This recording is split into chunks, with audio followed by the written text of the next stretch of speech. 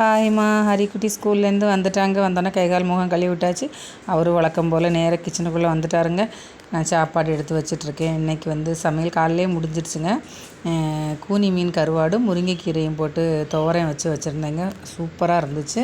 எங்கள் எல்லாத்துக்கும் நல்லா பிடிக்குங்க. அபிமாவுக்கும் இப்படி வச்சா நல்லா பிடிக்கும், எனக்கும் பிடிக்கும். நல்லா இருந்துச்சுங்க. அப்புறம் ரசம் வச்சுருந்தேங்க.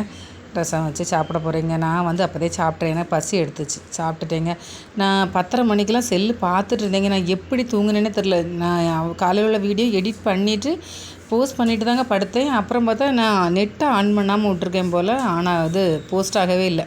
அப்புறம் 12:30 மணிக்கு மேலே தாங்க எழுந்திரிச்சு அதுக்கப்புறம் இது பண்ணேங்க. இந்த மூடி எவ்வளோ அழகாக கரெக்டாக மூடுறான் பாருங்கங்க.